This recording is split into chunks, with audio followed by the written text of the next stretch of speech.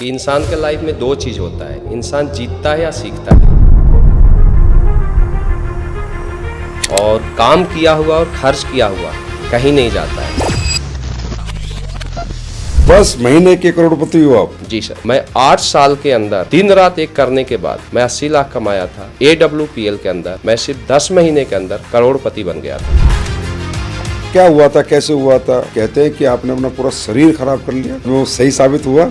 अगर मैं डिसीजन नहीं लेता तो शायद आज मैं यहाँ पर नहीं होता और मेरे साथ जितने कामयाब लोग हैं वो आज उस मुकाम पर नहीं है। एक लड़का को जबरदस्ती कुछ पैसे देके ने बोला कि शिव कुमार के टीम में जाओ, और उसने ये झूठी अफवाह फैला दिया कि ऐसा हुआ। 3-4 महीना में हम सब कुछ पकड़ लिए कि अगर बड़ी कामयाबी लेनी है तो हमें यूजर बेल्ट पर काम करना पड़ेगा और लोगों को हमें यूजर बनाना पड़ेगा। दुनिया में सबसे बड़ा एक्सपीरियंस अगर कोई होता है तो समय का होता है सर। शिव कुमार जी कहाँ सीखा? आप तो सीखते सीखते करोड़पति बन गए 10 महीने में। 2000 लोगों की भीड़ नहीं देखते, अपने जैसे कामयाब लोगों को नहीं देखते, तो आज शिव कुमार शायद डायरेक्ट सेलिंग में नहीं होता। जी सर, बिल्कुल नहीं। इंसान के लाइफ में दो चीज़ होता है, इंसान जीतता है या सीखता है। और काम किया हुआ और खर्च किया हुआ कहीं नहीं जाता है। दोस्तों, फिर एक बार आप सभी का स्वागत है लीडिंग लीडर्स के इस पॉडकास्ट में। जैसा कि आपको पता है, हमारे इस पॉडकास्ट में हम समाज के विभिन्न क्षेत्रों के अग्रणी व्यक्ति जिन्होंने बहुत उपलब्धियां हासिल की हैं, कामयाबी हासिल की हैं, उनसे हम प्रेरणा हासिल करते हैं। आज इसी कड़ी में हमारे बीच आए हुए हैं डॉक्टर शिव कुमार जी, जो डायरेक्ट सेलिंग क्षेत्र से हैं और अपने क्षेत्र में इन्होंने बहुत उपलब्धियां और बहुत कामयाबियां हासिल की हैं। इस विशेष एपिसोड में हम उनके संघर्ष की कहानी, सफलता की कहानी और डायरेक्ट सेलिंग के बहुत से अहम पहलुओं पर उनके साथ चर्चा करेंगे। तो हम सब स्वागत करते हैं डॉक्टर शिव कुमार जी का। Welcome sir. Thank you so much sir. आपने हमें लीडिंग लीडर्स पॉडकास्ट पर आमंत्रित किया, उसके लिए आपका बहुत बहुत धन्यवाद। तो शिव कुमार सर, वैसे तो आप एक बहुचर्चित पर्सनैलिटी हैं, बहुत लोग आपको सुनते हैं, आपके यूट्यूब चैनल भी हैं, आपके फॉलोअर्स भी बहुत हैं, पर मुझे ऐसा लगता है कि बहुत ऐसे पहलू हमारे जीवन के होते हैं जो लोगों के सामने उजागर नहीं होते। इसलिए हमने आपके साथ ये स्पेशल लीडिंग लीडर्स का पॉडकास्ट रखा है कि आपके ज़िंदगी के उन पहलुओं को भी लोग जाने जो आज तक उनको पता नहीं है। तो शिव कुमार सर, सबसे पहले मैं ये पूछना चाहूँगा कि आप रहने वाले कहाँ के? मैं सर बिहार के एक छोटा सा डिस्ट्रिक्ट है औरंगाबाद के एक छोटे से गांव ममका का रहने वाला हूँ। मेरे गांव का नाम ममका हुआ, डिस्ट्रिक्ट औरंगाबाद, बिहार। बिहार से हैं आप? जी सर। हाँ, तो बिहार के लोग इंटेलिजेंट तो होते ही हैं, तो आप इंटेलिजेंट तो हैं ही। तो ये बताइए, इस इंटेलिजेंसी के लिए आपने पढ़ाई कितनी की है? सर मेरी पढ़ाई 12वीं तक हुई है। 12वीं तक आप पढ़े हैं? जी सर। अच्छा, जैसे बचपन में बच्चा जब पढ़ रहा होता है तो उसके मन में होता है कि यार मुझे बड़े होके ये बनना है। हर व्यक्ति के ख्वाब होते हैं, तो आपका कोई ऐसा ख्वाब था? सर मेरा बचपन से एक ख्वाब था कि मुझे आर्मी में जाना है। आर्मी में? जी सर। ये आपका ड्रीम था? बिल्कुल बिल्कुल। हमारे गांव में क्या होता था कि हमारे भर्ती से पहले भी कुछ फौजी आते थे, तो उनको देख के हम बहुत इम्प्रेस हुआ करते थे। और पहले टीवी चलता था, तो उस पर जब आर्मी वाले को हम देखते थे तो शुरू से ही उनको देख के मेरे अंदर एक देशभक्ति की भावना थी कि मुझे आर्मी में ही जाना है। मेरा ड्रीम था आर्मी में जाना। आर्मी में जाना अपने आप में बहुत गर्व की बात है, और ये मौका करोड़ों लोगों में कुछ ही लोगों को मिलता है, और ये मौका आपको मिला। इसके लिए आपको हमेशा भगवान का थैंक्स अदा करना चाहिए कि आपने उस वर्दी को पहना जिस वर्दी को हर व्यक्ति, हर बच्चा पहनना चाहता है। और ये सही बात है। मुझे भी याद है कि जब गांव में फौजी आता है और उसको लोग देखते हैं तो बच्चे कहते हैं मैं भी फौजी बनूंगा, और आप फौजी बन गए। Yes sir. तो शिव कुमार जी, आपकी जो पढ़ाई लिखाई थी वो सरकारी स्कूल से हुई थी या प्राइवेट स्कूल से हुई थी? सर शुरुआत में हमने प्राइवेट स्कूल से पढ़ाई की, पहली से 7वीं तक, और 7वीं से 10वीं बार हमने सरकारी स्कूल में पढ़ाई की। मतलब पहले प्राइवेट फिर सरकारी? जी जी सर। वैसे हमने तो ऐसा देखा, लोग पहले सरकारी जाते हैं फिर प्राइवेट जाते हैं, आपका जस्ट उल्टा है। नहीं, एक्चुअली क्या था कि जो मेरा स्कूल था तो प्राइवेट पहली से 7वीं था, और 7वीं के बाद प्राइवेट नहीं था, वहाँ पर सरकारी स्कूल ही था। तो इस चलते प्राइवेट से हमने फिर सरकारी में एडमिशन किया। पढ़ाई में कैसे थे आप? पढ़ाई में मैं एवरेज था। मन लगता था पढ़ाई में? हाँ, एवरेज था। लगभग 100 में 55% के करीब मेरे मार्क्स आते थे। तो जैसे हर बच्चे का एक इंटरेस्टेड सब्जेक्ट होता है, जैसे मेरा सब्जेक्ट था, मैं पढ़ता था तो मैं केमिस्ट्री बहुत अच्छी पढ़ता था, मेरा मन लगता था। और मैथ्स में मेरा मन नहीं लगता था। तो आपका मन, ऐसा कोई सब्जेक्ट था जिसमें आपका मन लगता था? बिल्कुल सर, मेरा हिस्ट्री इतिहास मेरा सबसे फेवरेट सब्जेक्ट था। अच्छा, इसलिए आपने इतना बड़ा इतिहास बना दिया डायरेक्ट सेलिंग के क्षेत्र में। Yes sir. तो परिवार में सर आपके कौन कौन है? सर मेरे 4 भाई और 2 बहन हैं। Mummy papa? हाँ, मम्मी पापा हैं। तो बचपन में जैसे इतना बड़ा आप लोगों का परिवार था, तो आपके घर में आय का साधन क्या था? मेरे घर में आय का साधन सर खेती था। मेरे पिताजी किसान थे और मेरे घर में पूरा आय का साधन खेती से ही हुआ करता था। तो आपने भी खेती करी है? बिल्कुल बिल्कुल सर। क्या क्या होता है आपके यहाँ, फसल क्या होती है? हमारे यहाँ ज़्यादातर धान होता है अच्छा। और रबी फसल भी होता है, जैसे गेहूँ, चना, ये ज़्यादा होता है सर। तो आप जाते थे खेत में काम करने? हाँ बिल्कुल सर, मुझे याद है कि जब मैं 7वीं क्लास में था तो उस समय मैं खेतों में जाके पिताजी के साथ हाथ बटाया करता था। तो कितनी ज़मीन है आपके पास? मेरे पास सर टोटल 30 एकड़ ज़मीन थी। 30 एकड़ तो एक बड़ा लैंड साइज होता है। तो कहीं ना कहीं बचपन में मुझे लगा तंगी वंगी तो आपने नहीं भुगती होंगी। हाँ, एवरेज बोल सकते हैं। उस समय के लिए जो गांव में एक मैं ठीक ठाक था घर घर से। तो आर्मी में जाना जैसे आपका सपना था और वो सपना पूरा हुआ होगा, तो फिर आर्मी में जाने के बाद एक ट्रेनिंग होती है शिव कुमार जी। जी सर। वो ट्रेनिंग का एक्सपीरियंस बताओ, आपको हार्ड लगी थी, आसान लगी थी, आप आसानी से कर गए थे? सर ट्रेनिंग का एक्सपीरियंस बहुत हार्ड रहा है। हमें नहीं पता था कि आर्मी में इतनी हार्ड ट्रेनिंग होती है। नहीं तो मैं जाते नहीं? नहीं नहीं, बिल्कुल नहीं जाते। एक्चुअली मैं कुछ लोगों को देख के इम्प्रेस हुआ, फिर मैं टीवी वगैरह पर आर्मी के वर्दी को देख के इम्प्रेस हुआ। तो सेना में जाने का एक जुनून था। जब मैं सेना में गया तो मेरा training RT centre Nashik road camp में हुआ। ओके। तो स्टार्टिंग में इतनी हार्ड ट्रेनिंग होती थी कि कभी कभी तो मन करता था भाग जाए, लेकिन वहाँ पर सिक्योरिटी इतनी टाइट होती है कि भागना भी मुश्किल था। अच्छा, भागने का मन किया है आपका? बिल्कुल बिल्कुल सर, स्टार्टिंग में मेरा नहीं, मुझे ऐसा लगता है कि मेरे साथ स्काउट के जितने लड़के थे 50% जितने भी रिक्रूट हुआ करते थे वो यही बोलते थे कि मौका मिलते ही भाग जाना है। तो सेना की ट्रेनिंग बहुत हार्ड होती है। बचपन में हम लोग मज़े के साथ लाइफ जीते थे और उसके बाद जब सेना में गए तो बिल्कुल 4 बजे हमें जगा दिया जाता था। फिर इसके बाद पीटी में जाना, फिर हार्ड ड्रिल, हार्ड ट्रेनिंग। तो उस समय रियल बहुत हार्ड हुआ करता था हमारे लिए। स्टार्टिंग में तो ऐसा हुआ था हमारे साथ कि जब 2-3 दिन ट्रेनिंग हुई तो हम बैठ भी नहीं पाते थे, हमारा पूरा पाँव बिल्कुल टाइट हो जाता था। तो बहुत हार्ड ट्रेनिंग था। लेकिन शिव कुमार जी, आपको एक बात बताता हूँ, वो जो हार्ड ट्रेनिंग थी ना, उसी से आज ये शिव कुमार बना है, जो ना बिल्कुल। थकता है, ना रुकता है, ना मेहनत से डरता है। वो ट्रेनिंग रियली एक व्यक्ति का व्यक्तित्व को निखार देती है। जी सर। शिव कुमार जी, आपकी स्पीच में हमने कई बार सुना है कि कोई एक बड़ा हादसा हुआ था आपके साथ आर्मी की नौकरी के दौरान। वो क्या हुआ था? क्योंकि आप वहाँ पर तो बड़े शॉर्टकट में लोग सुन पाते हैं। तो क्या हुआ था, कैसे हुआ था? सर ये मेरी ज़िंदगी का एक बड़ा हादसा था। जब मेरी पोस्टिंग जे.एंड.के में एक सेक्टर है, किरण सेक्टर, जे.एंड.के नॉर्थ हिल में है, और 2005 में मैं वहाँ पर पेट्रोलिंग ड्यूटी पर जा रहा था, इंडिया पाकिस्तान एलओसी के ऊपर। नॉर्थ हिल इंडिया गेट वहाँ उसका नाम है। तो और वहाँ पाकिस्तान बॉर्डर के साथ है ना ये तो पूरा? बिल्कुल बिल्कुल इंडिया पाकिस्तान का एलओसी लास्ट बॉर्डर वो है। और जब ठंडी के बाद जब वो खुला था बॉर्डर, तो उसी वक्त मेरी पहली वहाँ पर पेट्रोलिंग ड्यूटी लगी। और उस समय जब जा रहा था तो मेरा पाँव स्लिप कर गया। लगभग 13,000 फीट ऊंची पहाड़ी से मैं नीचे गिरा।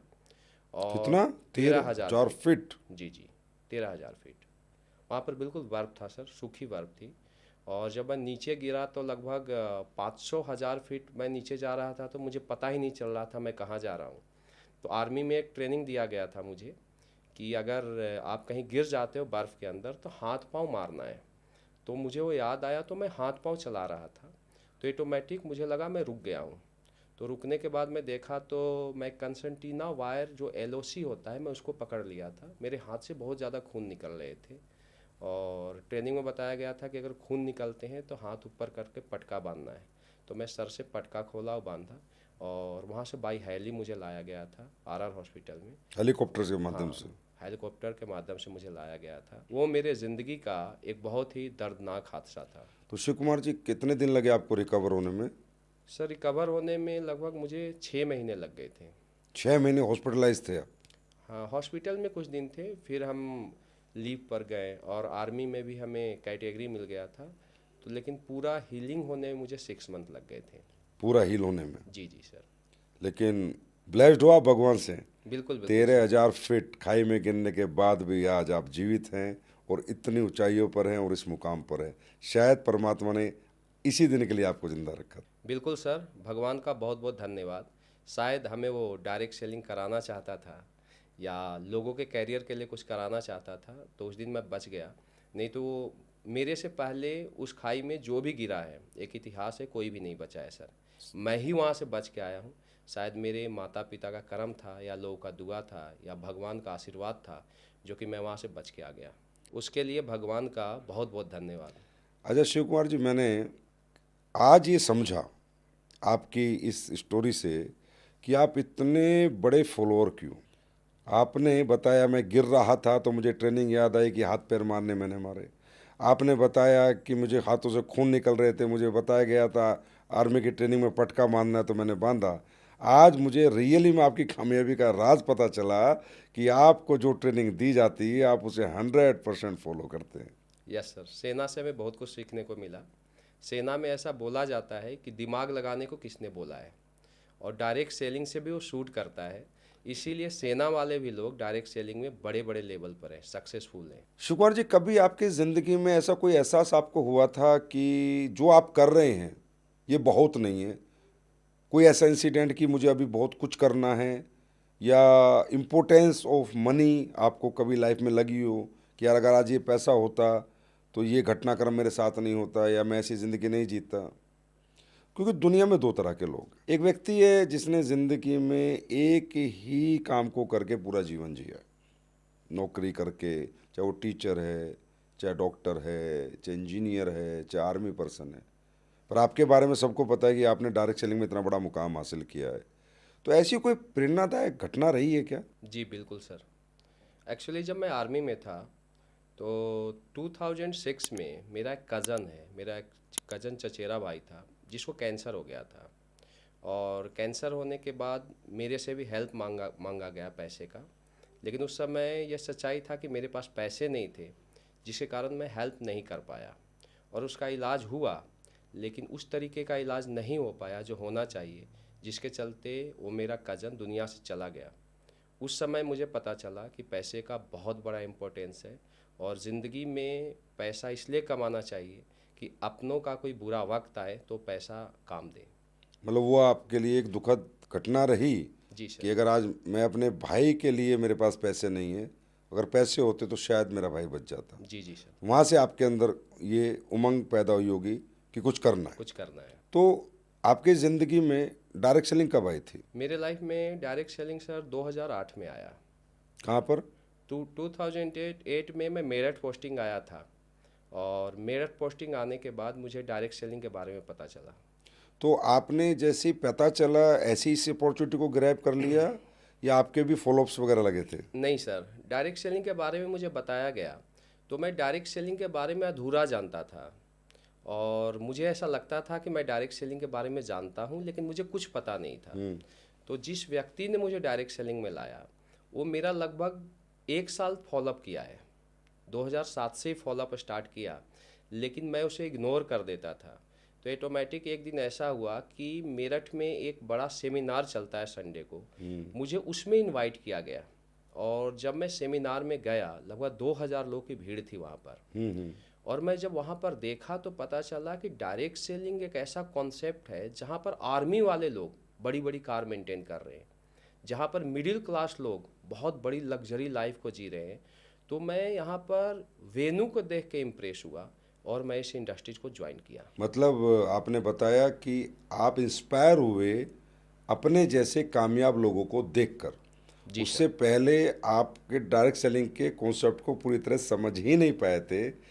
तो थैंक्स टू वो दिन जिस दिन आपको किसी ने उस वेन्यू में इनवाइट किया, क्योंकि वो अगर उस वेन्यू में आप इनवाइट नहीं किए जाते, 2000 लोगों की भीड़ नहीं देखते, अपने जैसे कामयाब लोगों को नहीं देखते, तो आज शिव कुमार शायद डायरेक्ट सेलिंग में नहीं होता। जी सर, बिल्कुल नहीं होता। तो जब आप इंस्पायर हो गए और आप इस इंडस्ट्री में आ गए, नौकरी भी आप कर रहे थे, तो नौकरी करते करते ये बिजनेस आपने कैसे डेवलप किया? सर, जब मैं इस इंडस्ट्रीज को देखा तो मुझे पता चला कि यही वही इंडस्ट्रीज है जहाँ से मैं अपने सपनों को पूरा कर सकता हूँ। और नौकरी के साथ क्या होता था कि बहुत हार्ड स्ट्रगल हुआ। आर्मी में हम 4 बजे जगते थे। 4 बजे से हम कुछ सेना के बैरक वगैरह की सफाई किया करते थे 6 बजे तक। 6 बजे से हम पीटी में चले जाते 7 बजे तक।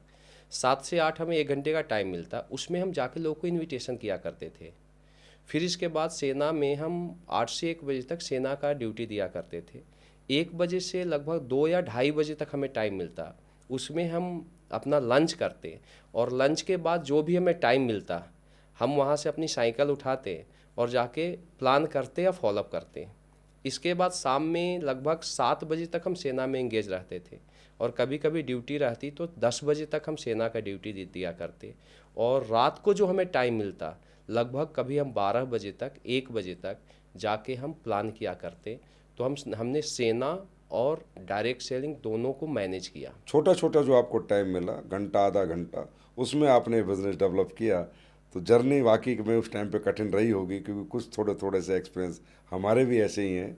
लेकिन फिर बड़ी बात है, इतना थकने के बावजूद, इतना हार्ड वर्क के बावजूद भी कहीं ना कहीं आप वहाँ टीम बनाने में सक्षम रहे। तो शिव कुमार सर, फिर आपने, जैसा कि सबको पता है कि एक डिसीजन लिया, बड़ा डिसीजन, नौकरी छोड़ने का, वो कब लिया था आपने? सर मैं 2008 से 2014 तक मैं पार्ट टाइम में किया। 1 फरवरी 2014 को मैं आर्मी को रिजाइन करके फुल टाइम आया। 2014 में मैं सेना को ड्रॉप किया सर। 6 साल करने के बाद? जी जी सर। क्यों किया आपने ड्रॉप? वहाँ मतलब सेना में नौकरी करते करते नहीं कर सकते थे क्या? नहीं सर, मेरा ये मानना है कि कोई भी व्यक्ति 2 जगह बड़ी कामयाबी नहीं ले सकता। डायरेक्ट सेलिंग या दुनिया का कोई भी कॉन्सेप्ट टाइम मांगता है, और जो हमें इस इंडस्ट्रीज के लिए टाइम देना चाहिए था, जॉब के कारण हम वो नहीं दे पा रहे थे, जिसके कारण हमें सेना को ड्रॉप करना पड़ा। तो जब आपने सेना ड्रॉप की थी, उस टाइम क्या कमाई हो रही थी, क्या इनकम थी आपकी? उस समय सर हमारी इनकम लगभग 60 से 80 हज़ार रुपये पर मंथ का था। 60 से 80 हज़ार? जी जी सर। तो आपने तो नौकरी करते करते ही काफ़ी अच्छी टीम बनाई है। जी सर, नौकरी के दौरान हमने बहुत मेहनत किया। एक्चुअली उस वक्त मुझे याद है कि जब हम सेना में 8 से 10 कभी ड्यूटी लगा करता था, या रात में हमें 2 से 4 ड्यूटी दिया करते थे, तो हम ड्यूटी पर ही, मुझे वो दिन याद है कि खड़े खड़े हम सोया करते थे। कभी हम 2 घंटा सोते थे, कभी 3 घंटा सोते थे। तो हम लोग हार्ड स्ट्रगलर थे सर, जिसके कारण सेना में रहते हुए भी एक अच्छी टीम बनाई थी। फिर आपने ये निर्णय लिया कि अब इस बिज़नेस को मैं फुल टाइम करूँगा। जी सर। तो 2014 में, मतलब 6 साल के बाद आपने फुल टाइम इस बिज़नेस में आप आ गए। तो फुल टाइम आने के बाद ग्रोथ बढ़ी थी? नहीं सर, जैसे मैं फुल टाइम आया तो एक्चुअली हमें ऐसा लगा कि फुल टाइम आने के बाद ग्रोथ बढ़ेगी। लेकिन मेरे साथ हादसा क्या हुआ कि 2-3 सिटी मेरी टीम टूट गई। ओके। और टूटने के बाद सीधा जो मेरा चेक सपोज कीजिए कि 80 हज़ार के करीब था, वो लगभग 40-45 हज़ार पर आ गया। फिर मैं दोबारा स्ट्रगल करके दोबारा टीम बना के फिर उसको मैं डेवलप किया सर। तो सर, फुल टाइम आने के बाद तो मज़ा आ रहा होगा? बिल्कुल सर। पार्ट टाइम में जो टाइम हम अपने टीम को नहीं दे पाते थे, वो टाइम हम फुल टाइम में दे पा रहे थे। क्योंकि पार्ट टाइम में क्या होता था, हम टीम बनाते थे लेकिन लोगों को ट्रेंड नहीं कर पाते थे। ओके। लेकिन फुल टाइम आने के बाद हमने लोगों को ट्रेंड किया, सिस्टम को हमने ज़्यादा से ज़्यादा प्रमोट किया, चूँकि टीम फुल टाइम आने के बाद ही स्टेबल हुई। अच्छा शिव कुमार जी, एक बात हमें और जानने को मिली है, हम इसकी सच्चाई आपसे जानना चाहते हैं कि आपने एक बहुत बड़ी जिद पकड़ी थी इस इंडस्ट्री में आने के बाद कि जब तक मैं डायमंड नहीं बनूंगा तब तक मैं शादी नहीं करूंगा। क्या ये सच है? बिल्कुल सर। मैं 2008 में डायरेक्ट सेलिंग ज्वाइन किया, और 2008 में मैं ये बोल दिया था कि जब मैं डायमंड बनूंगा तभी शादी करूंगा। और 2008 से लंबा संघर्ष चला। मैं नवंबर 2015 में डायमंड बना, और डायमंड बनने के बाद 20 अप्रैल 2016 में मैं शादी किया। मतलब वो 8 साल जिद बाद। पूरी की आपने? जी जी सर। तो मतलब आपकी शादी, आपकी जो वाइफ की शादी है, वो एक डायमंड से हुई, ये आप चाहते थे? जी सर। बड़े पैशनेट है सर आप रियली में डायरेक्ट सेलिंग को लेके। मेरा ये मानना था कि अगर हम शादी करेंगे तो शादी के बाद हमें पैसों की ज़रूरत के लिए ना जूझना पड़े, फाइनेंशियल स्ट्रांग हो और एक अच्छी लाइफ को जिए। तो मैं डायमंड बनने के बाद ही शादी किया सर। सर, ये तो एक बड़ा संयोग बना है कि हमने सुना है कि हमारी पत्नी के रूप में भगवान हमें लक्ष्मी देता है। तो मतलब 2016 में आपकी शादी होती है अप्रैल में, और मई 2016 में आप एसलीपीएस वेलनेस प्राइवेट लिमिटेड का प्लेटफॉर्म चुनते हो, ये बहुत बड़ा कोइंसिडेंस है। तो अब ये बताइए, जब आप वहाँ एक कंपनी पुरानी वाली में आप डायमंड थे, फिर शादी होती है और उसके अगले महीने ही आप एडब्ल्यूपीएल क्यों चुनते हो? सर, मेरे वाइफ का आना रियल मेरे लिए बहुत लकी है, और मैं बोल सकता हूँ कि हमारे सक्सेस में मेरे वाइफ का भी एक बहुत बड़ा रोल है। सर, शादी तो मेरी पहले से फिक्स थी। लगभग 2016 में मेरी शादी हुई और वो डेट 2015 में ही रख दिया गया था। जी। लेकिन एक साल मेरे लाइफ में बहुत मतलब उथल पुथल हुए, और मेरे लाइफ के उस समय बहुत बैड एक्सपीरियंस रहे, गुड एक्सपीरियंस रहे। तो चूंकि मुझे डिसीजन लेना था, लेकिन मैं शादी का वेट कर रहा था, और 20 अप्रैल को मैं शादी किया, और इसके बाद लगभग 30 मई को मैं एक हार्ड डिसीजन लिया और AWPL को ज्वाइन किया। तो वो कैसे, कौन से गुड और बैड एक्सपीरियंसेस रहे आपके आपकी पुरानी कंपनी में, हम भी जानना चाहते हैं। सर, मेरे लाइफ के वहाँ पर बहुत खट्टे मीठे एक्सपीरियंस रहे। सबसे पहले मुझे वहाँ पर ये दिक्कत आई कि वहाँ पर कोई सिस्टम नहीं था। हमारी टीम में ना जाने कितने बार क्रॉस लाइन हुई, मुझे भी नहीं पता। मुझे याद है कि हर 3 महीने में कोई ना कोई क्रॉस लाइन होता था, बड़ा क्रॉस लाइन होता था, और उसका कोई भी कंपनी रिस्पॉन्स नहीं दिया करता था। दूसरा, हम लोग बहुत ज़्यादा मेहनत करते थे, लेकिन मेहनत करने के बाद प्रोडक्ट की अगर बात किया जाए तो कोई भी क्वालिटी बेस्ड प्रोडक्ट नहीं था। कोट पैंट हमें दिए जाते थे, वो फटे हुए कोट पैंट मिलते थे, साड़ी फटी हुई मिलती थी, और जब हम कोई कंप्लेन किया करते थे तो हमें बताया गया था कि नेटवर्क मार्केटिंग में हवा बिकता है, जबकि ये सच्चाई नहीं था सर। ये हमारे मतलब बहुत सारे इससे हमें दिक्कत आई प्रोडक्ट को लेकर। एथिक्स वहाँ पर नहीं था, जिसको लेकर हमें बहुत ज़्यादा दिक्कतें आई, और इसके चलते मुझे एक हार्ड डिसीजन लेना पड़ा सर। लेना नहीं चाहते थे? नहीं, मैं लेना नहीं चाहता था। जब मैं पिछली कंपनी को ज्वाइन किया था जो 2008 में, तो मैं ये सोच के ज्वाइन किया था कि यहीं पर काम करना है। अगर मुझे उस कंपनी को छोड़ना होता तो शायद मैं आर्मी के जॉब को ड्रॉप नहीं करता सर। सही बात है। मैं भी जॉब को ड्रॉप किया था, और मेरे टीम में भी कुछ लड़के थे जो आर्मी में थे और दूसरे जॉब में थे, जो जॉब को ड्रॉप करने के बाद फुल टाइम हमारे लिए डायरेक्ट सेलिंग कर रहे थे। तो हमारे लिए रियल ज़िंदगी का एक बहुत हार्ड डिसीजन था। पर वो डिसीजन हार्ड था, लेकिन उसके बाद में वो सही साबित हुआ। बिल्कुल बिल्कुल सर, मैं बोल सकता हूँ कि मैं आज जहाँ पर हूँ उसमें सबसे बड़ा रोल या मेरे लाइफ का टर्निंग पॉइंट रहा है कि मैं मई 2016 में AWPL करने का डिसीज़न लिया। अगर मैं डिसीज़न नहीं लेता तो शायद आज मैं यहाँ पर नहीं होता, और मेरे साथ जितने कामयाब लोग हैं वो आज उस मुकाम पर नहीं होते। होता है शिव कुमार जी, जब हम किसी भी एक संस्था के साथ एक लंबा समय हम व्यतीत कर लेते हैं, वहाँ एक रिलेशनशिप डेवलप हो जाती है, एक मोहब्बत डेवलप हो जाती है, एक प्यार डेवलप हो जाता है। लोगों को हम भरोसा दे के लाते हैं कि यार तुम चिंता ना करो, हम तुम्हारे साथ हैं, और हमें डिसीजन लेना पड़े, मैं समझ सकता हूँ। लेकिन कभी कभी कुछ डिसीजन जीवन को बेहतर बना जाते हैं, और ये जो आपने बताया कि बैड एक्सपीरियंसेस, ऐसे बैड एक्सपीरियंसेस अब थोड़ा कम हो रहे हैं, लेकिन पहले तो सभी लोगों के साथ यही था कि हवा बेचो, प्रोडक्ट मत बेचो। जी sir. Shiv Kumar sir, AWPL में जब आप आए होंगे तो आपकी पुरानी टीम भी होगी, तो सब आपके साथ आ गए थे या कुछ आए थे, कुछ रह गए थे? मैक्सिमम टीम सर मेरे साथ आई थी, और एक्चुअली क्या था कि पिछली कंपनी में हम लोग बहुत ज़्यादा मेहनत किया करते थे। लगभग 8 साल में हमने जो टोटल टीम बनाई थी 18,000 की टीम बनाई थी, दोनों साइड में खुद मेहनत करके काम किया था। और मेरा बोलना है कि कोई मेरे साथ नहीं आता है, अगर आपने लोगों के साथ काम किया है तो लोग आपका साथ देंगे, और अगर आपने लोगों के लिए काम नहीं किया है तो लोग आपका साथ नहीं देंगे। जब हमने डिसीजन लिया था तो लोगों ने एक ही चीज़ बोला था कि सर 8 साल में आपने एक बार भी नेगेटिव बात नहीं किया, और अगर आप ये बोल रहे हो कि अब हमें AWPL को ज्वाइन करना चाहिए, पिछली कंपनी को ड्रॉप करना चाहिए, तो आप गलत नहीं बोल सकते हो। मैं कंपनी के साथ नहीं हूँ, मैं आपके साथ हूँ, और हमने डिसीजन लिया और मैक्सिमम टीम मेरे साथ आ गई थी। अच्छा शिव कुमार जी, मुझे ये भी पता चला है कि इतनी मेहनत आपने की है उन 8 साल में, कि कहते हैं कि आपने अपना पूरा शरीर खराब कर लिया। जी सर।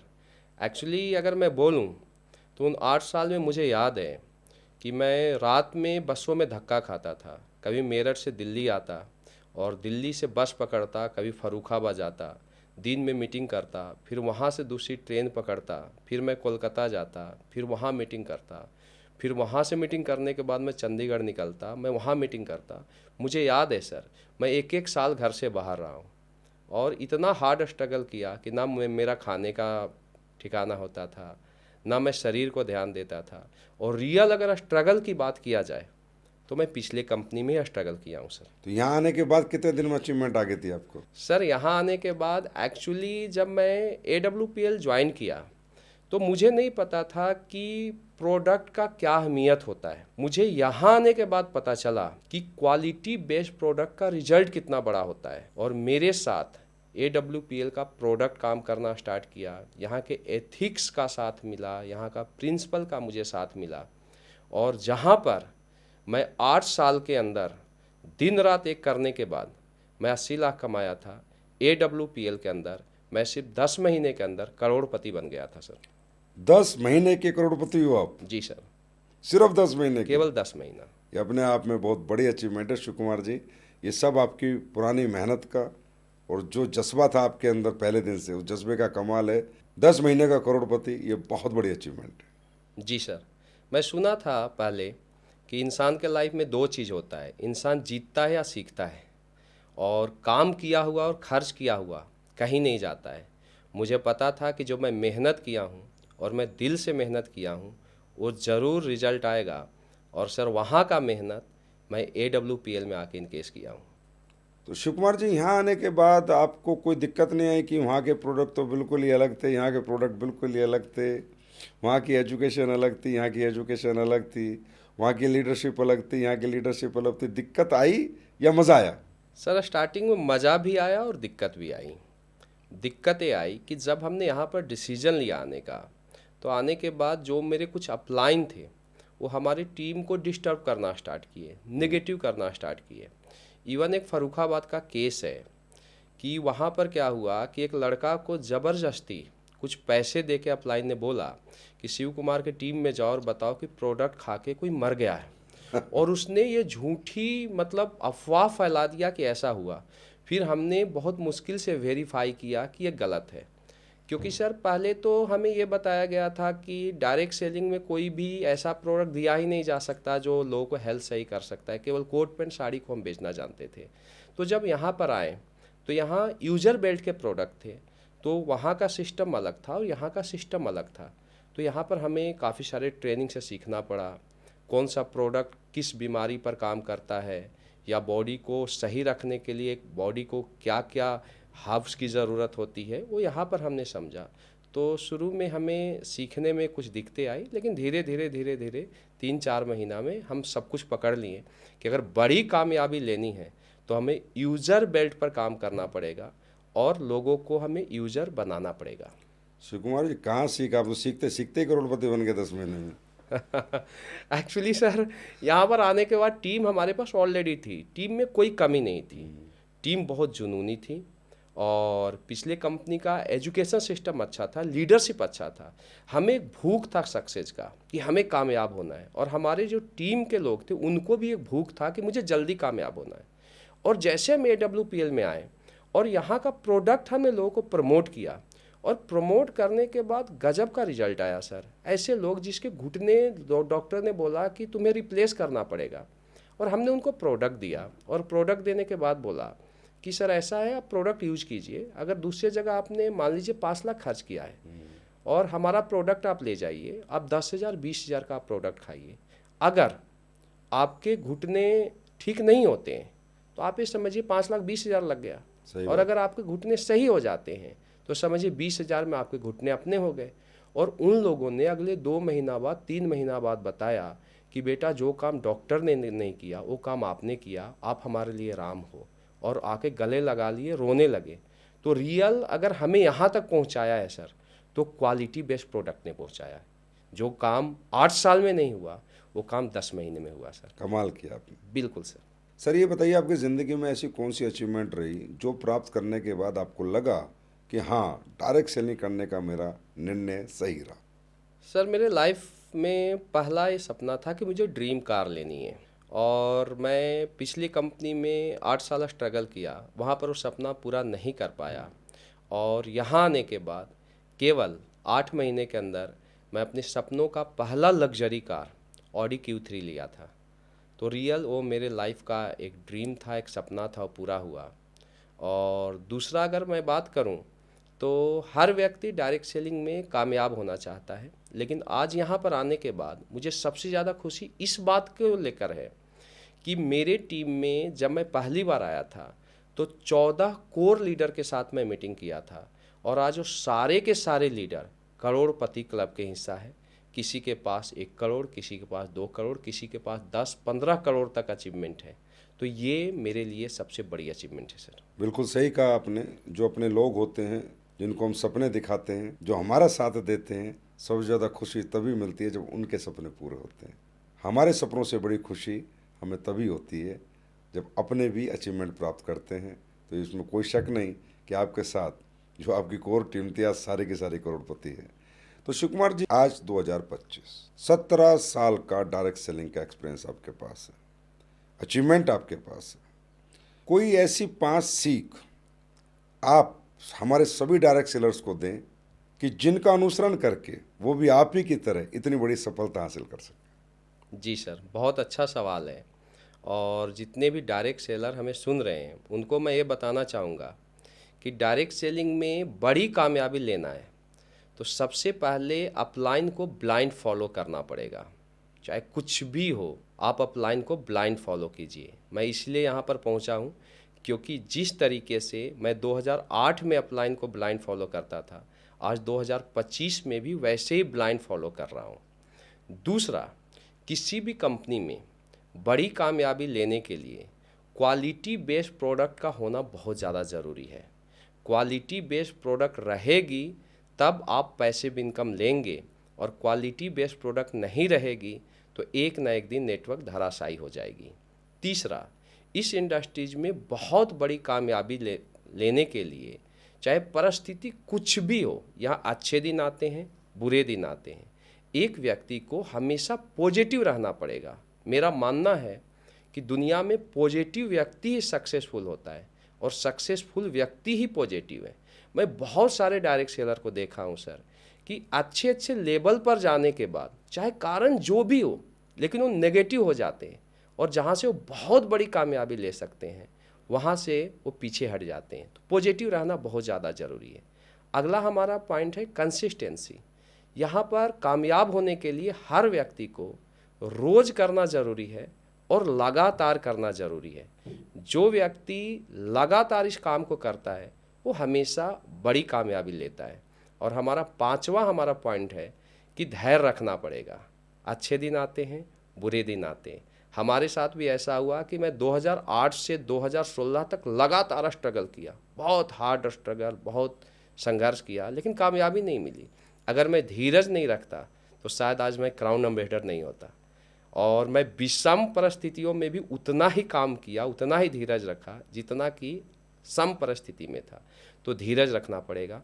ये मेरे डायरेक्ट सेलर के 5 पॉइंट्स हैं जिसको अगर फॉलो करे हर व्यक्ति तो यहाँ से सर बड़ी कामयाबी ले सकता है। शिव कुमार जी, बहुत बेहतरीन शिक्षा आज आपने अपने 17 साल के एक्सपीरियंस से डायरेक्ट सेलर्स को दी है। और प्रैक्टिकली इसमें 2-3 बात मैं भी जोड़ना चाहूँगा आपके साथ कि जैसे शिव कुमार जी ने कहा ब्लाइंड फॉलो, तो ब्लाइंड फॉलो हम अपलाइन को इसलिए नहीं करते कि वो हमारा सीनियर है या वो हमारा अपलाइन है या वो हमारा खुदा है। हम इसलिए करते हैं क्योंकि उसके पास हमसे ज़्यादा एक्सपीरियंस है। Yes. अपलाइन एक एक्सपीरियंस होता है, तो कहीं ना कहीं वो उन सब परिस्थितियों से गुजरा हुआ है जो आज एक डायरेक्ट सेलर के सामने खड़ी है। इसके लिए कहा जाता है कि अंधभक्ति नहीं कहते इसको कहते हैं एक एक्सपीरियंस होल्डर व्यक्ति हमारे ऊपर है, वो हमें हर परिस्थिति से निकाल सकता है क्योंकि वो भी उन्हीं परिस्थितियों से गुजर के आया है। जी सर। दूसरा आपने कहा कंसिस्टेंसी, परसिस्टेंसी, रोज़ लगातार। तीसरा आपने कहा पॉजिटिव रहना है, उतार चढ़ाव। वो व्यक्ति हकीकत में लाइफ में जो भी व्यक्ति इस जीवन में ऊपर चढ़ के भी गिर गया है वो नेगेटिव हो गया तभी गिरता, नहीं तो नहीं गिरता। और आखिरी आपने पेशेंस बताया, तो मैं एक बात कहूँगा, when you get the big break in your life you don't कब अच्छे लोग मिल जाएंगे, अच्छी टीम मिल जाएगी, कंपनी क्या और अच्छा लेके आ जाएगी, क्या हो जाएगा आपको नहीं पता। आपका काम है धैर्य रखना, पॉजिटिव होते हुए, रोज लगातार काम करते हुए, अपलाइन की बात मानते हुए काम करते रहना। मज़ा आ गया शिव कुमार सर आपका ये एक्सपीरियंस जान के। शिव कुमार सर, एक डायरेक्ट सेलर जब आता है तो वो बहुत छोटी सी इनकम करता है, और कभी कभी तो ऐसा होता है कि उसकी जॉब से ज़्यादा पैसा आ रहा होता है और यहाँ कम पैसा आ रहा होता है, और फिर एक समय पर आके वो ज़्यादा भी कमाने लगता है। तो मैं ये जानना चाहूँगा, क्या फाइनेंशियल मैनेजमेंट भी डायरेक्ट सेलिंग की कामयाबी में कुछ असर करता है? बिल्कुल सर। इस इंडस्ट्रीज में अगर किसी को भी कामयाब होना है, दुनिया कोई भी इंडस्ट्रीज है, तो उससे अपने फाइनेंस को मैनेज करना पड़ेगा। मेरा ये मानना है कि यहाँ पर अगर बड़ी कामयाबी लेनी है तो अब जो भी उसका इनकम आता है 50% कम से कम बिजनेस पर खर्च करना चाहिए। क्योंकि बहुत सारे मेहनती लोगों को मैं देखा जो मेहनत बहुत ज़्यादा करते हैं लेकिन उनकी ब्रांडिंग कमज़ोर है, वो खर्चे नहीं करना चाहते। सपोज कीजिए उसका बिजनेस कोलकाता में है और वो दिल्ली में बैठा है, सिर्फ कोलकाता इसलिए नहीं जाता कि कोलकाता जाएगा 10 दिन रहेगा तो 50,000 खर्चे हो जाएंगे, जबकि हम यहाँ पर क्यों पहुँचे। मुझे याद है कि मैं पैसे को कभी पैसा नहीं समझा। मुझे याद है कि अगर मुझे चंडीगढ़ जाना है तो यहाँ से सीधा गाड़ी पकड़ता था, चंडीगढ़ जाता था, होटल में रहता था, वहाँ टीम को एजुकेट करता था और फिर वापस दूसरे सिटी में चला जाता था। तो अगर फास्ट अचीवमेंट लेनी है तो अपना जो भी इनकम है उसका 50% बिजनेस पर खर्च कर दे, तो मैं दावा देता हूँ 3 से 5 साल में सर बड़ी कामयाबी मिल जाएगी। 3 से 5 साल में बड़ी कामयाबी मिलेगी, 50 साल तक कामयाबी रहेगी। इसमें मैं आपको एक बिजनेस ट्रेनिंग है जो आपने कहा, आपने तो अपने एक्सपीरियंस से कहा, ये प्रैक्टिकली वर्ल्ड वाइड एक ट्रेनिंग है कि अगर आपको छोटी दुकान को बड़ा बनाना है तो छोटी दुकान से कमाया हुआ पैसा दोबारा डालोगे दुकान में तो ही दुकान का साइज बड़ा बनेगा। इसे कहते हैं री इन्वेस्ट। री invest your income in your business. क्योंकि व्यापार में ये ट्रेनिंग्स हैं, बिजनेस वर्ल्ड की ट्रेनिंग है कि व्यापार में जो व्यापार आपको पैसा कमा के दे रहा है आप उसको क्या दे रहे हो, सिर्फ मेहनत नहीं, आप भी उसके पार्टनर हो। आप और बिजनेस, आप दो पार्टनर हो। जो इनकम आएगी दोनों में बराबर बटेगी। अगर जो ज़्यादा लेके जाएगा उसकी ज़िंदगी इम्बैलेंस हो जाएगी। अगर हम पैसा कमाते हैं तो जो पैसा हमें आता है उसे हमें 50% री इन्वेस्ट बिजनेस पे और 50% अपने जीवन के सुधार पे करना चाहिए। और एक बात और मैं बताना चाहता हूँ इस पॉडकास्ट में, क्योंकि ये बड़ा मुद्दा आपने रखा है, कि ये 50% हमेशा नहीं रहता है। ये 50% रहता है एक लिमिटेड रैंक तक। जैसे आप ब्लू डायमंड बने होंगे 50%, ब्लैक डायमंड 50%, बस। फिर ये आता है 50 से 40, 40 से 35, 35 से 30, फिर 25, फिर 20। इसी तरह आते आते आते पता चलेगा कि जब आपका ब्रांड एम्बेसडर का चेक आएगा तो मात्र 10% री इन्वेस्ट करना है आपको, और उससे अगला रैंक आपका तैयार हो जाएगा। तो ये परसेंटेज री इन्वेस्ट का कम भी होता चला जाता है अचीवमेंट के अनुसार, रैंक के अनुसार और इनकम के अनुसार। लेकिन अगर कोई व्यक्ति अपने बिजनेस को अपना पार्टनर नहीं बनाता है और अपना प्रॉफिट अपने बिजनेस के साथ शेयर नहीं करता है तो उसके बड़े बिजनेस भी कभी भी छोटे हो जाते हैं। ये बहुत बड़ा सबक है, बहुत बड़ा लेसन है। जिसको भी डायरेक्ट सेलिंग में अपना फ्यूचर चाहिए उसको ये फाइनेंशियल मैनेजमेंट करना आना चाहिए। शिव कुमार जी, बिल्कुल बिल्कुल सर। बोला भी गया है कि जितना शक्कर डालोगे पानी उतना ही मीठा होगा। तो बिजनेस को बड़ा करना है तो खर्च करना पड़ेगा सर।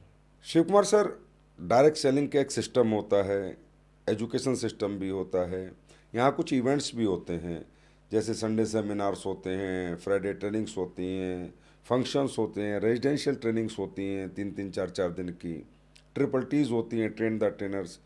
तो आपके अनुसार क्या डायरेक्ट सेलर को अटेंड करनी चाहिए? इनको अटेंड करे बिना भी वो आराम से कामयाब हो सकता है? बिल्कुल सर, अटेंड करनी चाहिए। मेरा ये मानना है कि छोटा टीम अपने तरीके से बनाया जा सकता है, लेकिन बड़े टीम को बनाने के लिए हमेशा सिस्टम को ब्रांडिंग करना चाहिए, सिस्टम को मजबूत करना चाहिए। किसी भी जगह अगर हमें कामयाब होना है तो ट्रेनिंग लेना पड़ेगा। बोला भी गया है कि लर्निंग इज अर्निंग। अगर आप सीखोगे तभी आप पैसा कमाओगे। और आज कोई भी टीम बड़ा हुआ है उसमें एजुकेशन सिस्टम का यानी ट्रेनिंग सिस्टम का एक बहुत बड़ा रोल रहा है, बहुत बड़ा योगदान रहा है। आज जब हम स्टार्ट किए थे तो हम 20 सेल से स्टार्ट किए और आज देखा जाए तो हमारे नेटवर्क में लगभग 10 से 12 हज़ार सेल वीकली जाते हैं। तो अगर 8 साल में 20 सेल से 10 से 12 हज़ार सेल वीकली गया है, तो इसके पीछे सबसे बड़ा रोल रहा है हमारे मजबूत ट्रेनिंग सिस्टम का। अब पहला हो गया ट्रेनिंग, दूसरा हो गया वेन्यू। वेन्यू अगर मैं बोलूं, और मैं डायरेक्ट सेलिंग में आया ही था तो वेन्यू को देख के आया था, क्योंकि वेन्यू में क्या होता है, एक माहौल होता है सर। जो माहौल संडे के सेमिनार में मिल जाएगा, वो माहौल 1-to-1 प्लान में किसी को भी नहीं मिल सकता है।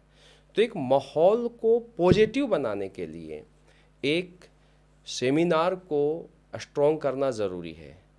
और दूसरा हो गया फंक्शन। फंक्शन की आप बात कर रहे हैं, तो फंक्शन मैं बोल सकता हूँ कि विज़न को क्लियर करने का सबसे बड़ा माध्यम है। हम 1-to-1 किसी को भी डायरेक्ट सेलिंग का बड़ा रूप हम नहीं दिखा सकते कि डायरेक्ट सेलिंग कितना बड़ा है, लेकिन जब कोई भी फंक्शन होता है, चाहे वो छोटा फंक्शन हो चाहे एक बड़ा फंक्शन हो, जब आम व्यक्ति ये देखता है कि एक व्यक्ति को, एक डायमंड को, एक अम्बेसडर को, एक क्राउन अम्बेसडर को इतना बड़ा इज्जत मिलता है, तो इज्जत को देख के प्रेरित होता है कि मुझे भी ऐसी इज्जत चाहिए। क्योंकि मेरा ये मानना है कि डायरेक्ट सेलिंग में शुरू में पैसा कम आता है और मेहनत ज़्यादा करना पड़ता है, जबकि बाद में क्या होता है कि मेहनत जीरो होता है और पैसा बहुत बड़ा आता है। तो शुरुआत में कोई भी व्यक्ति पहले साल या दूसरे साल इसीलिए टिकता है कि वो इज्जत को देख के टिकता है कि मुझे ऐसी इज्जत कमानी है। तो सर ट्रेनिंग का भी एक बहुत अलग अलग रोल है, वेन्यू का भी एक बहुत अलग रोल है। और चाहे हम 3 नाइट 4 डे का हम सेशन करते हैं जिम कॉर्बेट में, SOS करते हैं, या कोई भी हम एक्टिविटी करते हैं, तो उसका भी एक बहुत बड़ा रोल है वर्कशॉप का। जिस भी नेटवर्क में ट्रेनिंग सिस्टम और सेमिनार स्ट्रॉन्ग होगा, वो नेटवर्क कभी भी डेड नहीं होगा। उस नेटवर्क में डेड रेशियो कम होगा और एक दिन वो नेटवर्क के लीडर जरूर कामयाब लीडर में तब्दील होंगे। ये बिल्कुल सही कहा आपने। ये हर डायरेक्ट सेलर को इससे समझना चाहिए जो शिव कुमार जी कह रहे हैं कि trainings, functions, seminars, residential trainings और are important for your achievement. Yes sir. मैं इस पे इतना बताना चाहूँगा, लोग इसमें खर्चा होता है थोड़ा इसलिए नहीं आते हैं, लेकिन प्रैक्टिकली एक व्यक्ति अपनी पर्सनैलिटी को डेवलप करने के लिए और अपनी एजुकेशन को डेवलप करने के लिए ही जीवन में खर्चा करता है। एक डॉक्टर इंडिया से MBBS करता है, वो अमेरिका MD करने जाता है, उसको पता है कि एक MD का टैग और लग गया तो तेरी कीमत बढ़ जाएगी। प्रैक्टिकली ये सब आपकी कीमत बढ़ाने के इवेंट हैं। जब जब आप इन इवेंटों से होके आओगे, जो भी डायरेक्ट सेलिंग में जाएगा वो 2 कमाता था 4000 कमाने लगेगा, 4 कमाता था 8, उसकी कीमत बढ़ती चली जाएगी, क्योंकि उसने कहीं ना कहीं अपनी एजुकेशन को, अपनी काबिलियत को प्लस किया है, ना कि माइनस किया है। तो बहुत बेहतरीन आपने बताया कि सभी लोगों को इवेंट कभी मिस करने नहीं चाहिए। Yes sir. शिव कुमार जी, ये जैसे 2 लाख जनरेशन प्लान है, कई बार हम देखते हैं कि अपलाइन डाउनलाइन में डिस्प्यूट होता है कि सर आप मेरा ये लेग चलाओ, मैं दोनों लेग नहीं चलाऊंगा, मैं तो एक ही लेग चलाऊंगा। आपके हिसाब से एक डायरेक्ट सेलर को पहले ही दिन ही क्या माइंड सेट करना चाहिए कि उसे 2 लाख जनरेशन प्लान में ही फोकस रखना चाहिए, या एक में ही रखना चाहिए, या एक अपलाइन के हाथ में छोड़ देना चाहिए? आपका इतना बड़ा एक्सपीरियंस है, तो इसमें कई घटनाक्रम आपके साथ भी होंगे या आपकी टीम में भी होते होंगे, तो आप क्या सलाह देना चाहेंगे डायरेक्ट सेलर्स को? मैं सर सभी डायरेक्ट सेलर्स को ये सलाह देना चाहूँगा कि अगर बड़ी कामयाबी लेना है, बड़ा सक्सेस लेना है, तो हमेशा दोनों लेग में काम करना पड़ेगा। एक्चुअल में देखा हूँ, मेरा एक एक्सपीरियंस रहा है कि कोई डायरेक्ट सेलर आया और उसका 1 साइडेड स्ट्रॉन्ग है और वो दूसरे साइड में फोकस करता है, तो क्लियर है कि अपलाइन जिस साइड में फोकस होकर काम करेगा फिर वो पावर हो जाता है। अब इसके बाद क्या होता है, 1 साइडेड वो वर्क नहीं करता है, तो जो वीकर होता है उससे उसका रिलेशन उतना मजबूत नहीं हो पाता है, जिसके चलते उसको नेटवर्क को स्टेबल करने में बहुत दिक्कत आती है। दूसरा, जो लीडर 1 साइडेड वर्क करता है, सपोज कीजिए कि एक साइड में उसका बहुत अच्छा नेटवर्क है और दूसरे साइड में नेटवर्क वीक है, तो जो वीक साइड के नेटवर्क के लोग होते हैं उसके माइंड में ये चीज़ आ जाती है कि इसके पास सिर्फ मैं हूँ, मेरे अलावा और भी कोई ऑप्शन नहीं है, तो अपलाइन के ऊपर हावी हो जाता है। तो मेरा ये बोलना है कि अगर इस इंडस्ट्रीज में बहुत बड़ी कामयाबी लेना है तो हर डायरेक्ट सेलर को दोनों साइड काम करना चाहिए।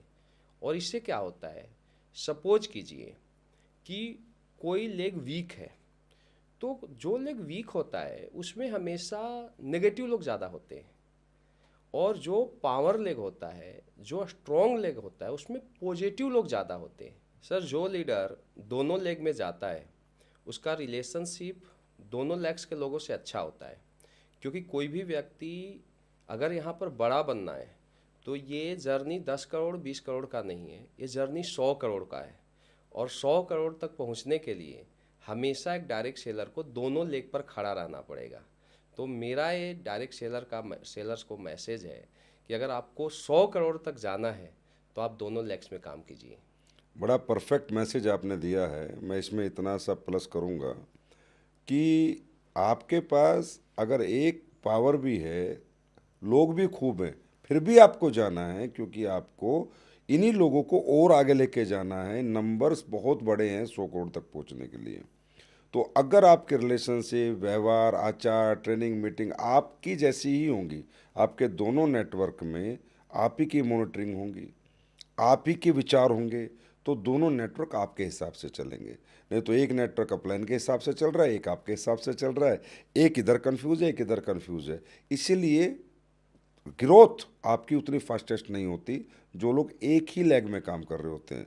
मैं ये नहीं कहता कि आपके को पावर ना मिले या आपके अपलाइन के माध्यम से जो लीडरशिप आई है वो आपके लिए काम ना करे, मैं ये नहीं कहता। आपके पास जितना मर्जी बड़ा पावर है, कोई दिक्कत नहीं, पर आप उस पावर में भी अपने आइडियाज़, अपनी ट्रेनिंग्स, अपनी मीटिंग्स शेयर करेंगे और उनको भी अपने साथ जोड़ेंगे, तो एक ही सोच से दोनों नेटवर्क आपके चलेंगे और जो आपको 100 करोड़ तक पहुंचाएंगे।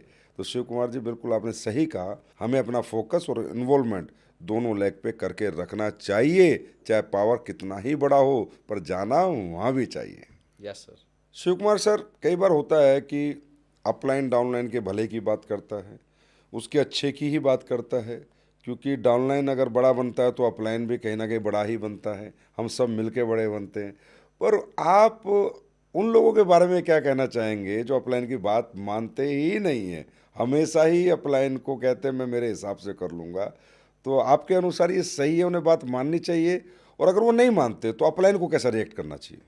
सर, अपलाइन का काम है समझाना, समझाना और समझाते रहना। अगर कोई लीडर बात नहीं भी मानता है तो अपलाइन उसे समझाते रहे और हम्बल रहे, क्योंकि कुछ चीज़ें क्या है कि समय समझा देती है।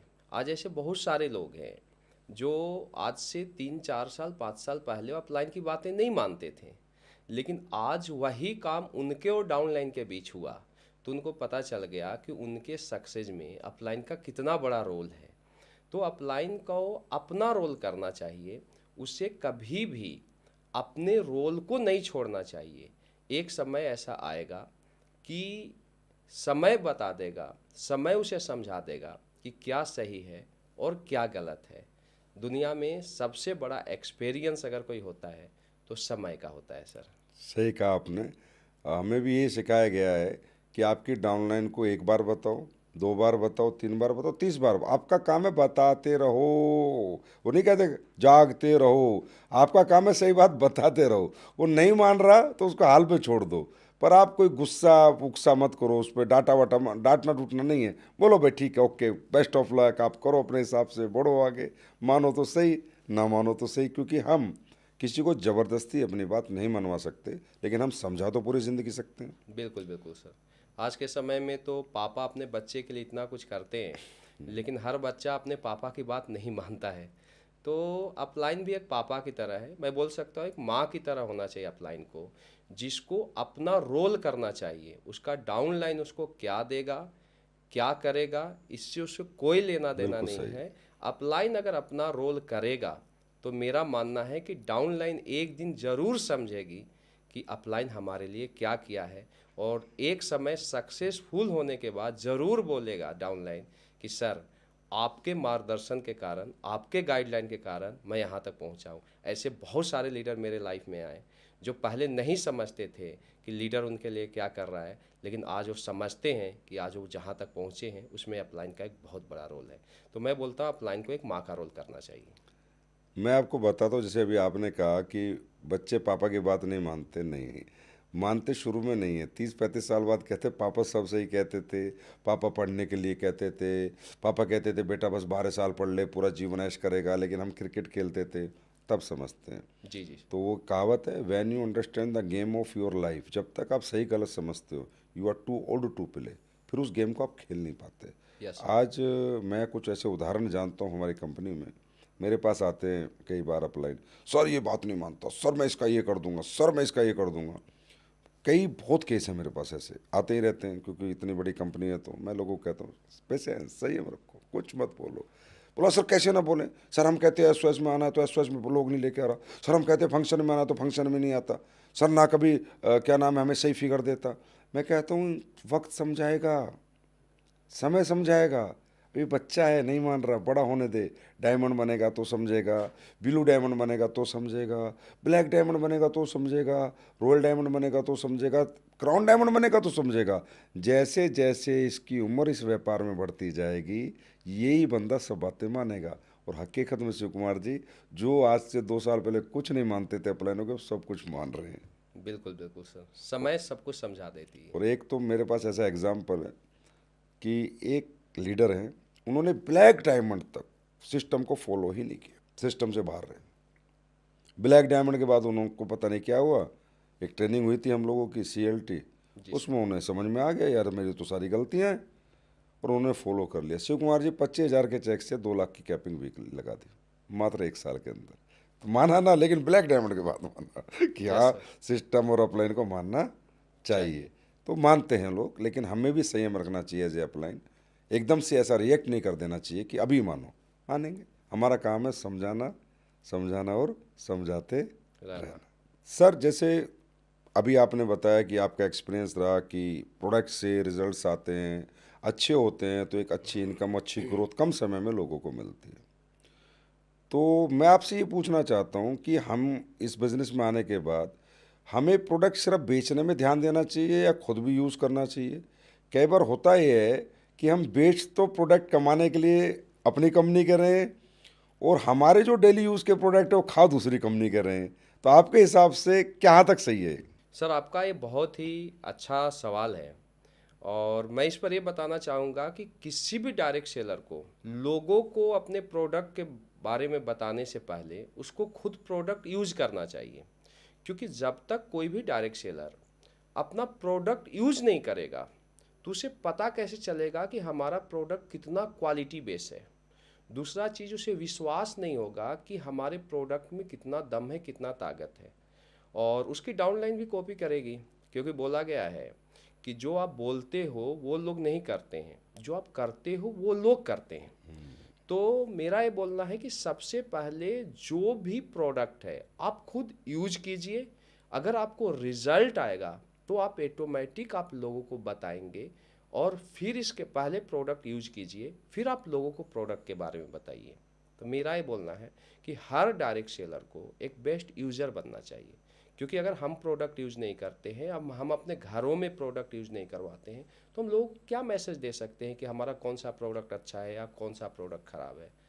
तो मैं तो सर शुरू से ही अपने प्रोडक्ट यूज़ करता था, और आज तो हमें मज़ा आता है। जैसे मैं कुछ प्रोडक्ट बोलता हूँ, जैसे हमारा डेंटो डॉग है या हमारा पंच तुलसी है, हमारे जितने मसाले हैं, अगर इनकी बात किया जाए तो मैं दावे के साथ बोल सकता हूँ कि वर्ल्ड में इस कैटेगरी का प्रोडक्ट नहीं है।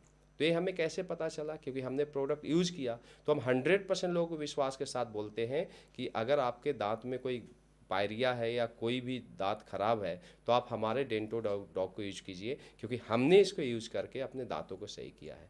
तो हर डायरेक्ट सेलर को एक यूज़र बनना चाहिए सर। यूज़र, और दूसरा मैं तो ये कहता हूँ कि हर डायरेक्ट सेलर को AM to PM के जितने हमारे पास प्रोडक्ट हैं जो डेली यूज़ के हैं उन्हीं का यूज़र बने। मैं नहीं कहता कि वो थंडर ब्लास्ट ले, मैं नहीं कहता कि बिना लीवर की प्रॉब्लम के वो लिवोडोक ले, मैं नहीं कहता कि बिना ऑर्थो की प्रॉब्लम के वो ऑर्थोडोक ले, मैं नहीं कहता कि उसका 1 रुपया भी कहीं ख़राब हो वो प्रोडक्ट वो लेके रख ले जो उसको यूज़ नहीं कर रहा।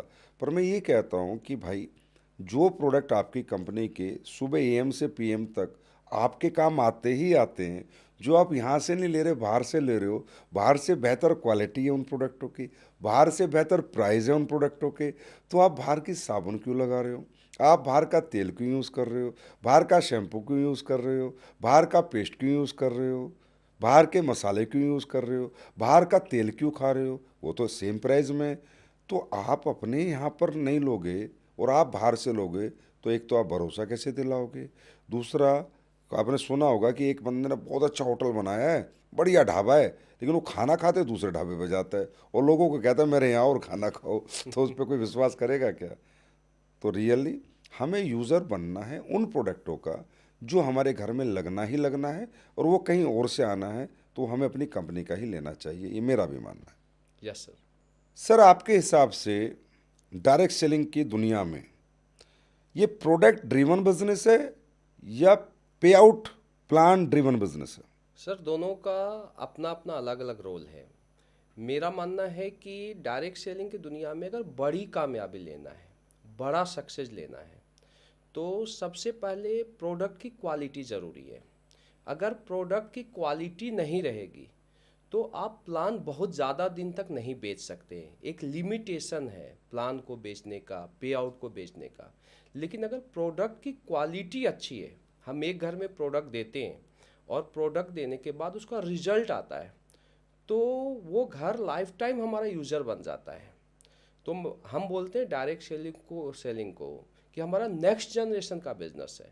तो नेक्स्ट जनरेशन का बिजनेस तभी बनेगा जब क्वालिटी बेस्ड प्रोडक्ट हो। तो मैं पहला अहमियत देता हूँ प्रोडक्ट की क्वालिटी को। जिस भी कंपनी का क्वालिटी बेस्ड प्रोडक्ट है, और अगर क्वालिटी बेस्ड प्रोडक्ट पर हम एक बड़ा यूजर बेल्ट बना देते हैं, उसके बाद 5 साल 7 साल 8 साल बाद काम करें या ना करें, यूजर बेल्ट रहेगा तो बिजनेस चलता रहेगा, इनकम आता रहेगा। अब बात आ गई पे आउट की। तो पहला ज़रूरी है सर क्वालिटी बेस्ड प्रोडक्ट। दूसरा पे आउट। तो सर पे आउट का भी अहमियत है, क्योंकि कोई भी व्यक्ति यहाँ पर आता है या किसी भी जगह पर जाता है तो पैसा कमाना चाहता है। डायरेक्ट सेलिंग को एक ड्रीमर का बिजनेस भी बोला गया है।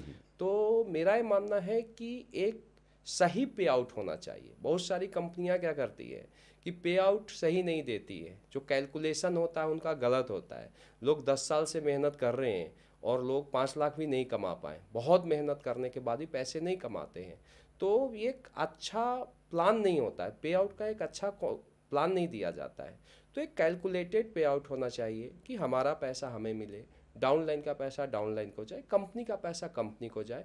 तो जब एक अच्छा पे आउट रहेगा किसी भी कंपनी का, तो कामयाबी जल्दी मिलेगी। एक लड़का आता है और पे आउट अच्छा नहीं है, उसको 1 करोड़ कमाने में 10 साल लग जाता है, और किसी कंपनी का पे आउट अच्छा है और वो कामयाबी 3 साल में मिल जाएगी, और 3 साल में एक लड़का डायरेक्ट सेलिंग की दुनिया में करोड़पति बन जाता है। तो मैं मानता हूँ कि हज़ारों लोग देख के उससे इम्प्रेस होंगे और डायरेक्ट सेलिंग में आएंगे, अपना कैरियर अपॉर्चुनिटी से बनाएंगे। तो सर दोनों का अलग अलग रोल है। पहला ज़रूरी है प्रोडक्ट और इसके बाद पे आउट।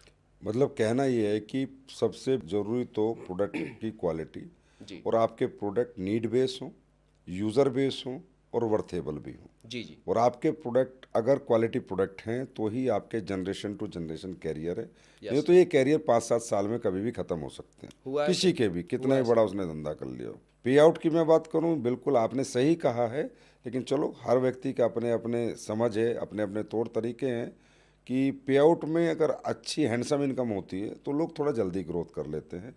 तो वो तो देखो सबका अपना अपना कहना है, कौन कितना बांटेगा कौन कितना देगा, ये तो सबके अपने अपने विचार है, कौन कितना रखेगा। उस पर मैं नहीं कमेंट करूँगा कि भाई ठीक है, कंपनियों को कैसे अपना इंफ्रास्ट्रक्चर चलाना है, कैसे सिस्टम चलाना है, वो कंपनियों के ऊपर है। लेकिन हाँ, हैंडसम अमाउंट आएगा तो व्यक्ति जल्दी ग्रोथ करेगा, और उसकी ग्रोथ को देख के कहीं ना कहीं एक बड़ा तबका समाज का डायरेक्ट सेलिंग की तरफ अट्रैक्ट होगा, और डायरेक्ट सेलिंग में इन्वॉल्व होकर वो भी अपना कैरियर बनाएगा। Yes sir. तो सर, प्रोडक्ट पे हम बात कर रहे थे, तो अब मुझे ये और बता दीजिए कि डायरेक्ट सेलर जब सुबह घर से निकले तो क्या सिर्फ उसको अपना प्रेजेंटेशन फोल्डर लेके निकलना है या प्रोडक्ट भी लेके जाना चाहिए। सर बहुत अच्छा सवाल है, और मेरा ये मानना है कि हर डायरेक्ट सेलर को जब वो प्लान फोल्डर लेके निकलता है तो प्रोडक्ट उसके बैग में होना चाहिए। क्योंकि अगर हम किसी के पास जाते हैं, तो आज मेरा ये मानना है कि दुनिया में केवल 5% लोग ड्रीमर हैं। हम 5% लोगों को हम सपने बेच सकते हैं या उनको ड्रीम दिखा सकते हैं कि आप यहाँ से करोड़ों रुपए का अचीवमेंट ले सकते हैं। लेकिन 95% लोग दुनिया में ड्रीमर नहीं है सर। सही बात। उनके सर सपने नहीं है कि मुझे बड़ी कार लेना है, बड़ा घर लेना है। अगर उनके पास जाके हम प्लान को बेचेंगे तो वो इस बिज़नेस को ज्वाइन नहीं करेंगे। लेकिन हमारे पास यूज़र बेल्ट के प्रोडक्ट होंगे, कोई भी हम 10-12 प्रोडक्ट ले जाते हैं, तो मैं दावा के साथ बोल सकता हूँ कि प्रोडक्ट की क्वालिटी को बता के हम हर घर में 1000, 2000, 5000 का हम प्रोडक्ट दे के आएंगे और उसे यूज़र बना सकते हैं। तो मेरा ये बोलना है सर कि हर डायरेक्ट सेलर को अपने पीठ के जो बैग होते हैं उसमें 10-12 प्रोडक्ट लेके जाना चाहिए। देखो, इसके में मैं इतना इनपुट देना चाहूँगा कि अगर मैं आपको पेपर पे कोई गाड़ी दिखाऊं तो ज़्यादा अच्छा फील आएगा, या उस गाड़ी में बैठा के आपको घुमाओ तो ज़्यादा अच्छा फील आएगा? गाड़ी में बैठा के सर। यही प्रोडक्ट होता है। एक प्रोडक्ट को सिर्फ आप प्रेजेंटेशन फोल्डर में दिखा रहे हो, उसी प्रोडक्ट को आप टच, फील और टेस्ट करा के उसका एक्सपीरियंस कस्टमर को दे रहे हो, तो कस्टमर कहीं ना कहीं आपके साथ आएगा, आपको कुछ ना कुछ एसपी देगा। और हमारा मकसद डेली एसपी लेके आना है, ना कि वो पुराने डरे वाली बातें, आईडी शाईडी, ये इससे कोई मतलब नहीं है। मेरा मकसद है 100 एसपी, तो 100 एसपी चाहे 5 घर से मिले, चाहे 2 घर से मिले, चाहे 8 घर से मिले। मेरा मकसद है 1000 एसपी, तो 3 घर से मिले चाहे 40 घर से मिले, मकसद तो पूरा हुआ ना मेरा। और अगर हर घर में कंज्यूमर है, हर घर में नेटवर्कर नहीं बैठा, हर घर में ड्रीमर नहीं बैठा। ये मैं भी कहना चाहूँगा आपकी बात से सहमत होते हुए कि बिना प्रोडक्ट के घर से ना निकलें। रही बात आपकी लीडरशिप की, आपकी नेटवर्क मार्केटिंग की, जब आप अच्छा कंज्यूमर बेस बना लेंगे तो उसमें से नेटवर्कर अपने आप निकल के आएंगे। जब आपके पास एक बड़ा कंज्यूमर बेस आएगा तो अपने आप नेटवर्कर निकलेंगे, अपने आप टीम बिल्डिंग होगी, अपने आप आपकी बड़ी बड़ी टीमें बनेंगी। और अगर आपके पास यूज़र बेल्ट जितनी ज़्यादा है, समझ लीजिए इनकम उतनी ही आपके पास ज़्यादा है। तो शिव कुमार सर, अब जानते हैं थोड़ी आपकी अचीवमेंट्स के बारे में। अब हम ये जानना चाहते हैं कि आज आप कितनी कार मेंटेन कर रहे हैं? सर आज मेरे पास 2 कार हैं। एक हमारे पास ऑडी Q3 है और दूसरा पॉर्श है। तो ये पोर्शे कब ली थी आपने? सर पॉर्शे लिए मुझे 3 साल हो गए। ये बड़ा नाम है इस कार का, जी सर। बहुत बड़ा नाम है। तो ये इसके बारे में भी कोई है, कोई ऐसी स्टोरी कि आपने सोचा यार मैं भाई मर्सिडीज भी ले सकते थे, BMW भी ले सकते थे, जैगवार भी ले सकते थे, कि मैं पोर्श लूँगा? जी सर बिल्कुल। जब मैं ऑडी लिया तो चूंकि उस समय ऑडी, BMW, मर्सिडीज़ का एक बहुत बड़ा क्रेज़ था। तो चूंकि ऑडी लेने के बाद मैं सोचा कि मैं ऐसी कार लूं जो कि मतलब बहुत कम लोग वहां तक सोचते हैं। तो मैं उस कैटेगरी से नेक्स्ट लेवल के कैटेगरी में जाना चाहता था। तो मैं सर्च किया सारा शोरूम में जाके, तो मुझे पॉर्श समझ में आया कि ये कार लेने के बाद रोड पर चलने के बाद मज़ा आएगा। तो फिर मैं उसके बाद पॉर्श लिया सर। अब ये बताइए, जो नौकरी में 2007 में कितनी तनख्वाह मिलती थी आपको, 8 में? 2007-8 में हमारी उस समय जो तनख्वाह थी लगभग 20,000 करीब थी। 20,000 रुपये? जी जी। तो ये 20,000 रुपये कमाने वाला 2008 में व्यक्ति आज मंथली कितने पैसे कमा रहा है? सर अगर मैं मंथली इनकम की बात करूं तो आज हमें इस बिज़नेस से 70 से 80 लाख महीने का इनकम आता है सर। एवरेज पड़ता हो? Average average. मतलब सब कुछ मिला के? सर इस बिज़नेस में इंसेंटिव और बोनस अगर मैं टोटल जोड़ूं तो लगभग 70 से 80 लाख महीना हर महीने का इनकम आता है सर। तो इसका मतलब तो सर आप हिंदुस्तान के पहले 10 डायरेक्ट सेलर में हो, तो इसके लिए तो बहुत बहुत बधाई आपको। Thank you. मुझे तो लगता है पहले 5 में भी हो सकते हो। ये तो मैंने अभी आंकड़े निकाले नहीं है, पर मैं निकालने की कोशिश करूँगा। तो ये तो बात हुई शिव कुमार जी कार की। हर व्यक्ति का सपना होता है कार, फिर सपनों का घर। घर का सपना पूरा हुआ है या बचा हुआ है? बिल्कुल सर पूरा हुआ है। और अगर आज मैं बोलूं तो मैं अपने घर लेने में बहुत मतलब ड्रीम हाउस लेने में मैं टाइम लिया हूं। लेकिन आज मैं दिल्ली द्वारका एक्सप्रेसवे के ऊपर 10 करोड़ का अपना घर लिया हूं सर। 10 करोड़ का? जी जी सर। और बहुत सारे लोग बोलते हैं कि डायरेक्ट सेलर केवल कार लेते हैं। उनको मैं मैसेज देना चाहूँगा कि वो हमारे घर को आके देख सकते हैं कि हमने अपना ड्रीम हाउस, ड्रीम होम बनाया है। और A to Z हमने जो उसमें इंटीरियर जो लगाया है वो 5 स्टार से कम नहीं है। 5 स्टार उसके सामने कुछ भी नहीं है। तो डायरेक्ट सेलर सर सिर्फ कार नहीं लेते हैं, डायरेक्ट सेलर बड़े घर लेने का सपना भी पूरा करते हैं। सर ये आपकी कारें, आपका घर, ये आपका है, लेकिन ये जो आपने लिया है इससे एक मैसेज आता है हमारे यूथ को, हमारे यंगस्टर्स को, जो आज दर दर भटक रहे हैं नौकरियों के लिए, जो आज वो इनकम नहीं कर पा रहे जितनी उनके पास कैपेबिलिटी है, एजुकेशन है, नॉलेज है। मुद्दा ये है कि आपने ये कामयाबी हासिल करके 10 करोड़ का घर बना के, कारें लेके दुनिया को ये बताया कि डायरेक्ट सेलिंग एक फ्यूचर है, डायरेक्ट सेलिंग एक कैरियर है। जो सपने आपके कहीं और से पूरे नहीं होते वो डायरेक्ट सेलिंग में हमने पूरे किए और आप भी पूरे कर सकते हैं। तो सबसे पहले बहुत बहुत बधाई हो आपके 10 करोड़ के घर के लिए। और इसमें मैं आपसे थोड़ा नाराज़ भी हूँ, आपने मुझे दिखाया भी नहीं अभी तक अपना घर। आइए सर, आपका शायद आप उसे पर्दे में रख रहे हो कि कुछ सही मुहूर्त पे बुलाओगे, इसका मतलब आप बिल्कुल बिल्कुल कुछ सोच रखा है, इसका मतलब आपने। जी जी सर। मैं भी देखना चाहूँगा सर ये 10 करोड़ का घर। एक दिन आपके साथ ज़रूर आऊँगा आपके घर, जी सर। और कभी ऐसा मुहूर्त निकलेगा तो शिव कुमार जी, आप ये बताइए कि आपका अगला गोल क्या है? सर मेरा अगला गोल है ब्रांड एम्बेसडर बनना, और अभी 2025 है, 2027 में हमारा अगला गोल है कि मैं यहाँ से ब्रांड एम्बेसडर रैंक को अचीव करूँ। Brand ambassador of sir. AWPL। Yes sir. तो सर उस टाइम पे तो बहुत पैसा आ जाएगा, 12.5 करोड़ रुपए, पता नहीं कितने का है वो, इतने का ही है ना? 12.5 करोड़ है। उसका क्या करोगे?